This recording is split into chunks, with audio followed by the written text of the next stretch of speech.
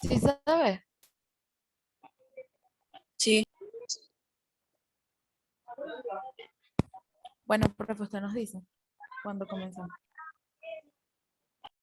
Adelante, adelante.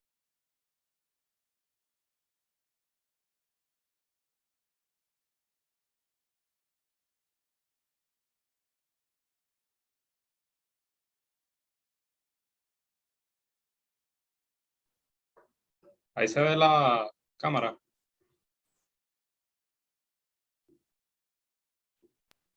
Sí. Ok. Buenos días, nosotros somos el grupo número 4 y hoy vamos a hablar sobre el tema de las espiroquetas, enfocándonos principalmente en el treponema pallidum y en las leptospiras. Nuestro grupo está conformado por Ávila Lisandro, Judy Ferlara, Bárbara Córdoba, Luis Padrino, José Reú y mi persona, Juan Carlos Chacón. Pasa la diapositiva, Bárbara.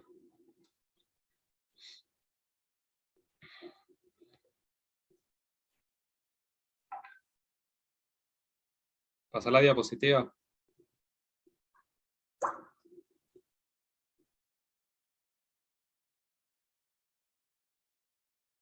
Pásala.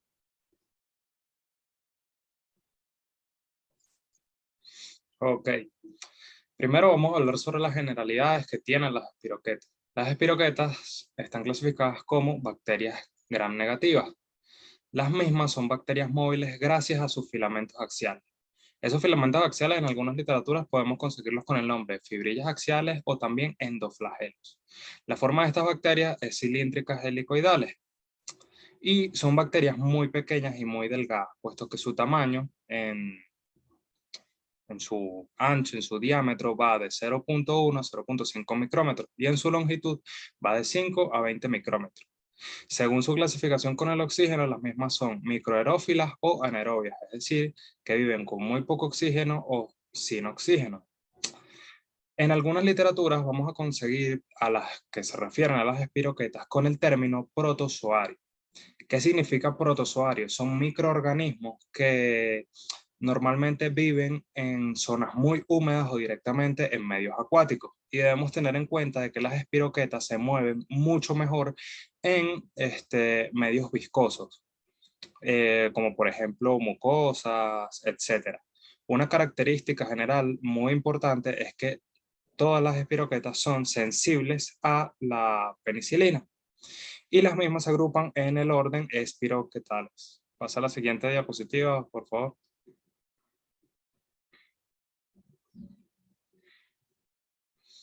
Ok.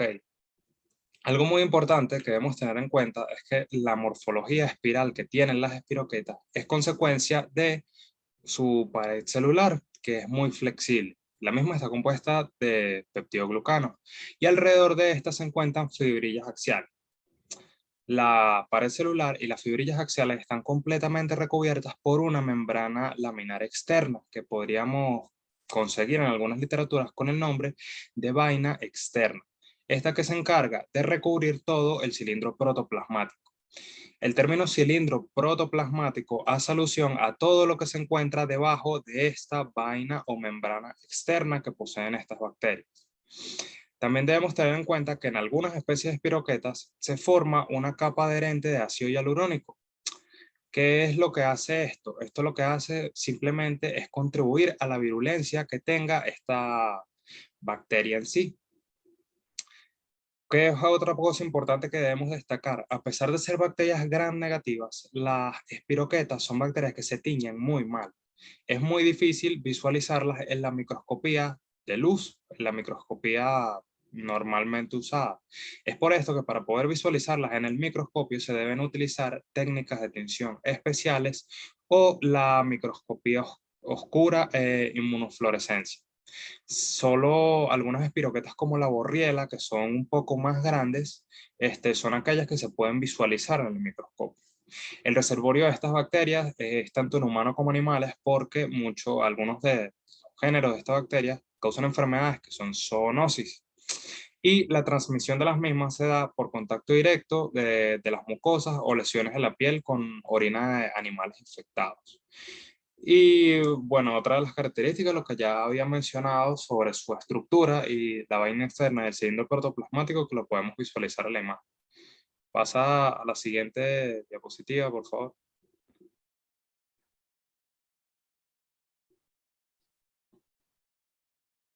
Ajá. Este orden de bacterias en total se subdivide en 4 familias y en 14 géneros, de los cuales solo 3 géneros originan enfermedades en el ser humano. Estos géneros son la borriela, el treponema y la leptospira. La borriela, en su mayoría de los géneros, lo que causa normalmente o es causante de las fiebres recurrentes y de la borreliosis de Lyme. La misma es una zoonosis, puesto que la enfermedad la transmiten tanto los piojos como las garrapatas.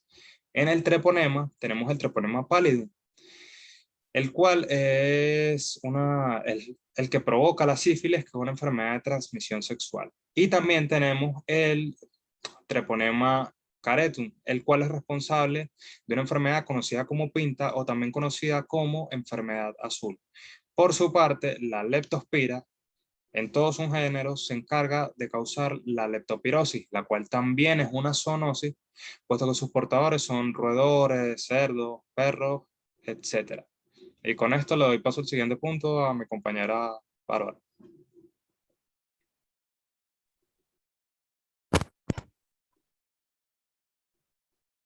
Ok, ahora para iniciar con lo referente a treponema pallidum, es necesario destacar las generalidades.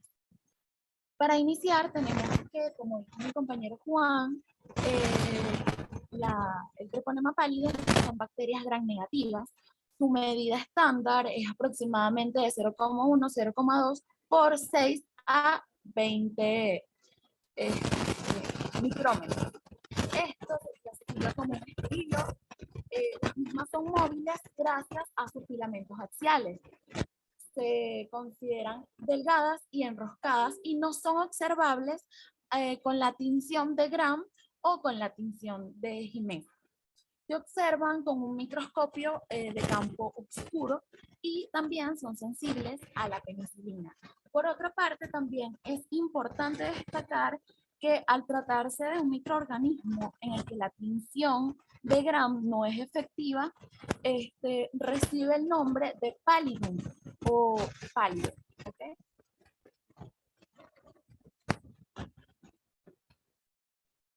Entre sus características principales encontramos que su pared celular es flexible. Esta se encuentra rodeada por unas pequeñas microfibrillas, como pueden observar acá en la imagen. Se encuentra rodeada por unas pequeñas microfibrillas como si fueran flagelos. Por lo tanto, se consideran endoflagelos. Acá la pueden observar. Realizan específicamente 3 tipos de movimientos debido a la flexibilidad de su pared celular y a los endoflagelos. Estos movimientos serían la traslación, movimiento lateral y también el movimiento en espiral. Por otra parte, también es necesario destacar que son bacterias prácticamente invisibles. Esto quiere decir que no se pueden observar con la microscopía corriente debido a su delgadez y tiene el mismo índice de refracción de luz al medio que las contiene. La visualización de esta bacteria va a ser a través de microscopía de luz de campo oscuro, como dije anteriormente. También anticuerpos fluorescentes, microscopio electrónico y por tinciones especiales, como lo son la tinción de plata o argénica. También es necesario resaltar que se puede lograr un crecimiento limitado de estos microorganismos en cultivos con células epiteliales, pero su replicación es muy lenta. Por otra parte, al referirnos a su patogenia, tenemos que las dos especies de treponema se, Patogenia. al referirnos a su patogenia, tenemos que las dos especies de treponema que producen la enfermedad en el ser humano son treponema pallidum y el treponema caretum. Todas son morfológicamente idénticas y provocan la misma respuesta serológica en el ser humano y, como dije anteriormente, son sensibles a la penicilina. Estos microorganismos se distinguen por sus características principalmente epidemiológicas y su presentación clínica. También también su gama de experimentación en animales. La subespecie pallidum de treponema, disculpe, es agente etiológico de la sífilis venérea. La subespecie de treponema pallidum endecum produce la sífilis endémica, mejor conocida como Vegel.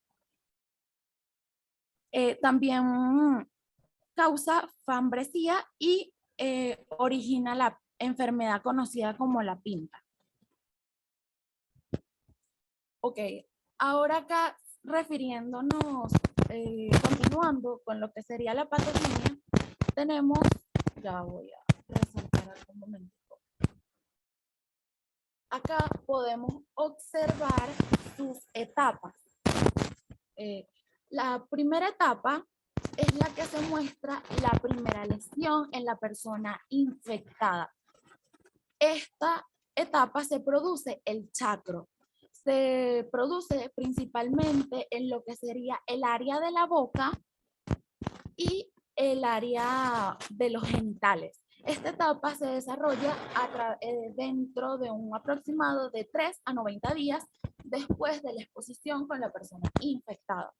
Posterior a eso, entre 4 a 10 semanas después, se produce lo que sería el sarpullido en el cuerpo. Es importante que la persona pueda observar lo que sería el sarpullido en la planta de las manos, en las palmas de las manos y en las plantas de los pies. Ya esto necesita como acudir necesariamente al médico. También es importante destacar que la persona puede presentar lo que sería lo referente a la etapa 2, que es el sarpullido, mientras aún posee lo que sería la lesión inicial o el chacro. Y por último, lo que sería la etapa 3 se da en un aproximado de tiempo entre 3 a 15 años posterior a la infección inicial y es cuando la enfermedad ataca de mayor manera y afecta a los órganos internos del cuerpo. De igual forma, esto se los voy a explicar más a fondo en la siguiente diapositiva.